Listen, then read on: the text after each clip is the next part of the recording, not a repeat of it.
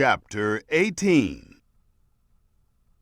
In that hour the disciples came to Jesus, saying, "Who then is greatest in the kingdom of heaven?" Jesus called a little child to himself, and set him in the middle of them, and said, "Most certainly I tell you, unless you turn and become as little children, you will in no way enter into the kingdom of heaven. Whoever therefore humbles himself as this little child is the greatest in the kingdom of heaven. Whoever receives one such little child in my name receives me.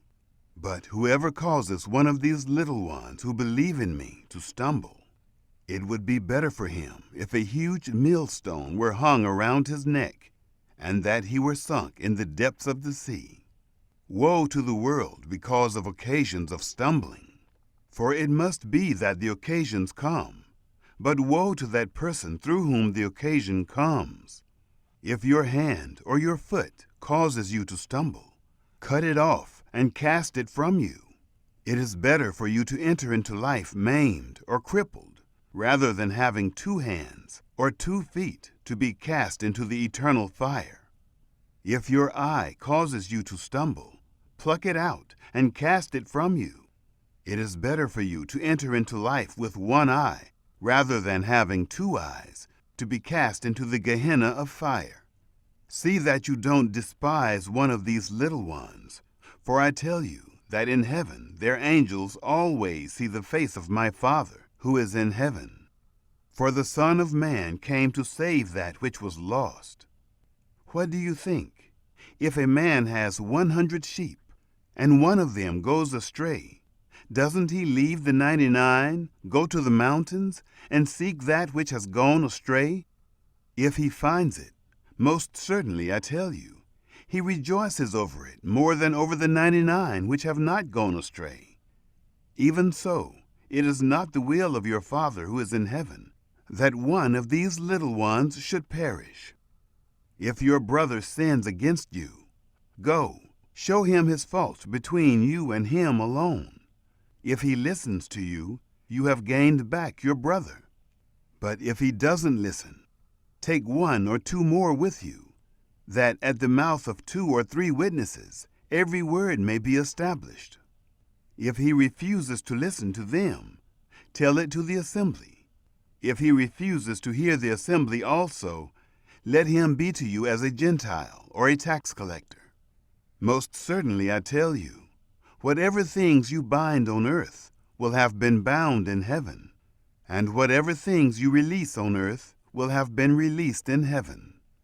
Again, assuredly I tell you, that if 2 of you will agree on earth concerning anything that they will ask, it will be done for them by my Father who is in heaven. For where 2 or 3 are gathered together in my name, there I am in the middle of them." Then Peter came and said to him, "Lord, how often shall my brother sin against me, and I forgive him? Until 7 times? Jesus said to him, "I don't tell you until 7 times, but until 70 times 7. Therefore, the kingdom of heaven is like a certain king who wanted to reconcile accounts with his servants. When he had begun to reconcile, one was brought to him who owed him 10,000 talents. But because he couldn't pay, his lord commanded him to be sold, with his wife, his children, and all that he had, and payment be made. This servant therefore fell down and knelt before him, saying, 'Lord, have patience with me, and I will repay you all.'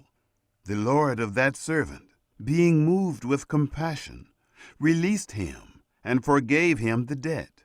But that servant went out and found one of his fellow servants who owed him 100 denarii, and he grabbed him and took him by the throat, saying, 'Pay me what you owe.'